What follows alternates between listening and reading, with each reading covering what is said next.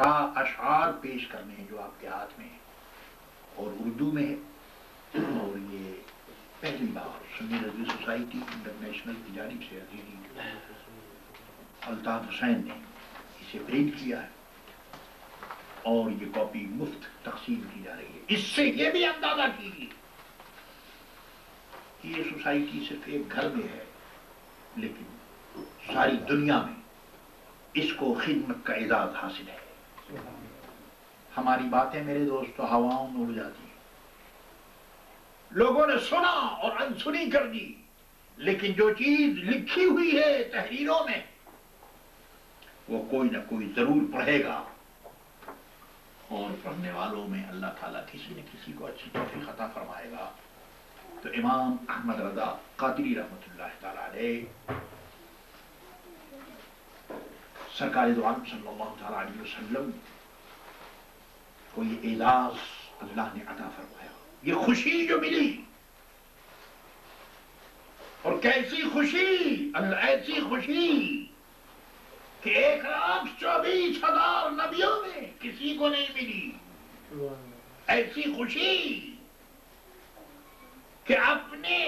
سر کی آنکھ سے اپنے پیدا کرنے والے خالق و مالک کو دیکھا۔ اور پھر کلمہ توحید کے پڑھنے والوں، میں ادھر جانا نہیں چاہتا کہ لا الہ الا اللہ محمد الرسول اللہ کے معنی کو معراج کے واقعے نے سچا کر دکھایا۔ اب تک ہم جو پڑھتے رہے یعنی حضور سے پہلے جن لوگوں نے کلمہ پڑھا پیغمبروں سے سن کر پڑھا، کسی پیغمبر نے جس ذات گرامی کو لا الہ الا اللہ کہا جاتا اس کو دیکھا کسی نے نہیں، وحی کے ذریعے جب جو معلوم ہوا کہ اللہ ایک ہے، ان کے عرفان نے بتایا، لیکن بے حجاب کسی نے نہیں دیکھا۔ ہاں محمد رسول اللہ نے دیکھا تو سارے نبیوں کا دعویٰ سچا ہو گیا۔ اب تک جو کلمہ ترجمہ نبیوں کی وحی کی بنیاد پر، ارشاد کی بنیاد پر جو کلمہ پڑھا گیا، محمد رسول اللہ صلی اللہ تعالی علیہ وسلم کی اس اعزاز نے ہزاروں سال جو کلمہ طیبہ پڑھا جاتا رہا اس کو سچا کر دکھایا۔ اور حضور نے فرمایا، عرض کیا گرائی تو ربی بعین راسی، میں نے رب کو دیکھا اپنے سر کی آنکھ سے۔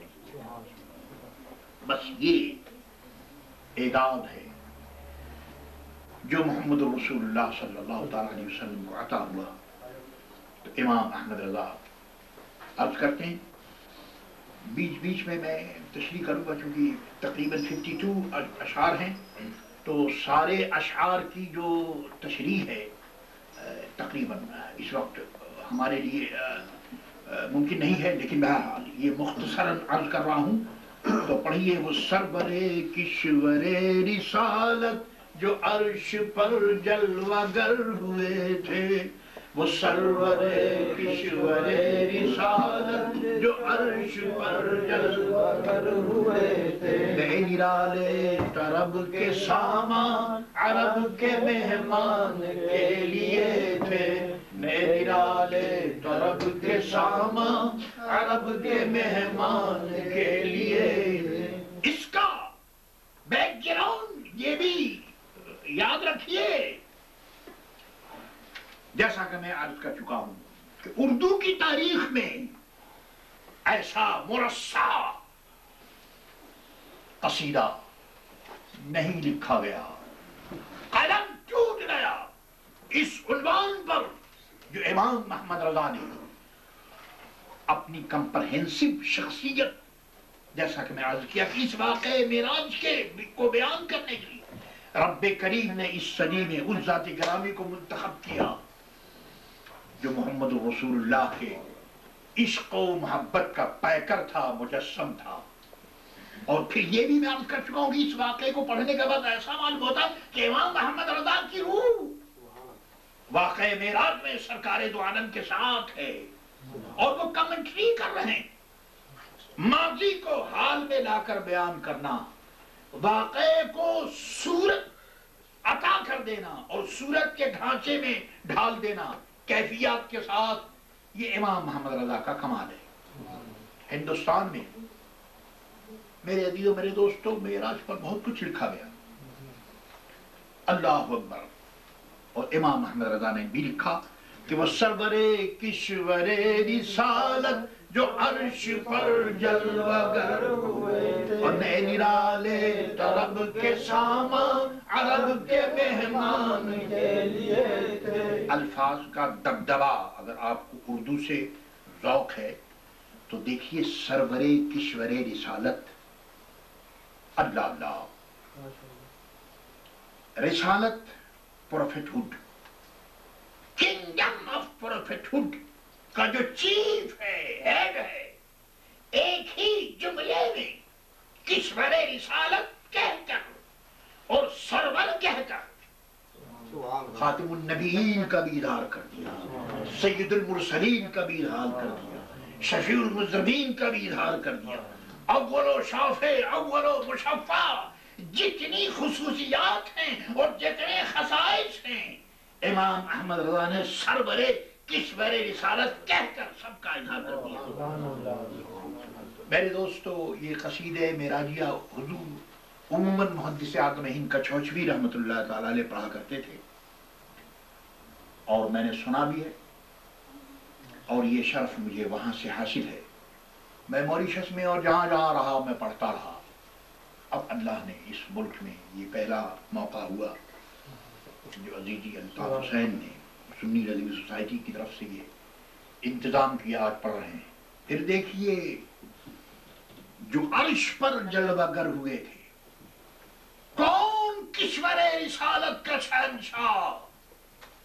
یہ مت دیکھو کہ وہ مکہ معظمہ کی گلیوں میں چلتا ہوا نظر آ رہا ہے یا چٹائی پر بیٹھا ہوا ہے یا کسی گھر میں ہے۔ عرض کرتے ہیں جو عرش پر جلوہ گر ہوئے تھے، ان کی شان کا حال یہ ہے کہ مالک عرش عظیم نے اپنے محبوب کو عرش پر بلایا اور جلوہ فرما ہوئے۔ سبحان اللہ، جلوہ گر سرکار کی عزت و عظمت کی ساری خصوصیات کو امام احمد رضا نے سامنے رکھا، اور ایسا معلوم ہوتا ہے کہ واقع معراج کی امام احمد رضا کمنٹری کر رہے ہیں، ساتھ ہیں، حالات کو بھی دیکھ رہے ہیں، مشاہدہ بھی کر رہے ہیں۔ اور پھر دوسرے مصرے میں تو میرے دوستو پہلے مصرے کا جواب ہے، عرض کرتے ہیں کہ نئے نرالے طرب کے سامان عرب کے مہمان کے لیے تھے۔ کوئی صاحب یہ نہ سمجھیں کہ بھئی عرش تو بڑا ہی پرانا ہے، آسمان کی راہیں بھی بڑی پرانی ہیں، اور وہ جلوہ گاہیں بھی بڑی پرانی ہیں، تو وہ سارا پرانا ساز و سامان ہوگا۔ تو امام احمد رضا نے اللہ اللہ ایسا فرمایا کہ دیکھو، ظاہر ہے کہ رب کریم نے پیدا کیا، بہت جب پیدا کیا وہ پیدا ہوا، مگر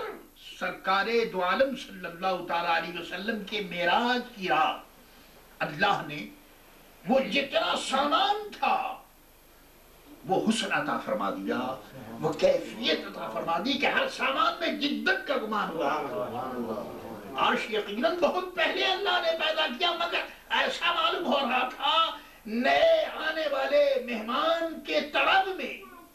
اور اعزاز میں کہ عرش آج ہی بنایا گیا ہے، اور پھر وہ سامان نیا بھی تھا اور یونیک بھی تھا، لفظ نرالا،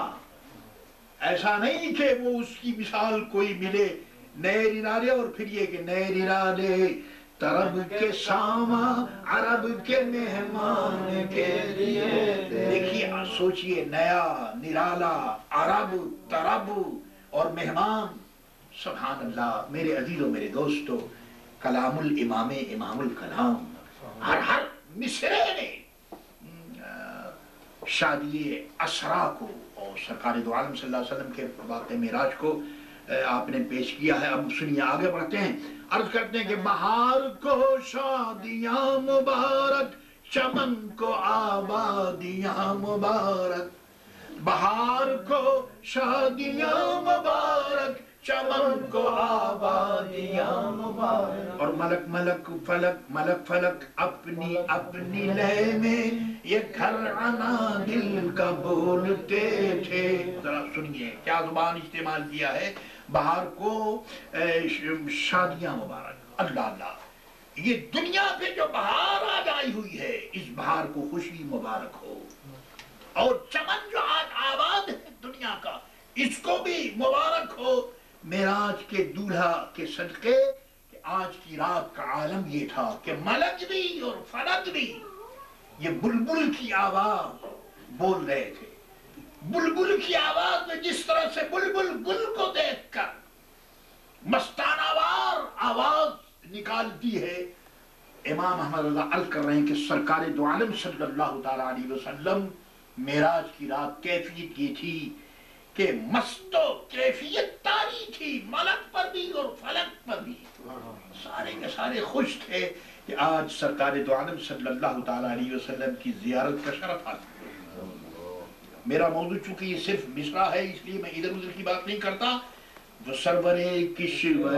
رسالت جو عرش پر جلوہ کر ہوئے تھے، نئے نرالے طرب کے ساما عرب کے مہمان کے لیے، وہاں فلک پر یہاں زمین پر رچی تھی شادی مچی تھی دھومیں، وہاں فلک پر یہاں زمین پر رچی تھی شادی مچی تھی دھومیں، ادھر سے انوار ہنستے آئے ادھر سے نفحات اٹھ رہے تھے۔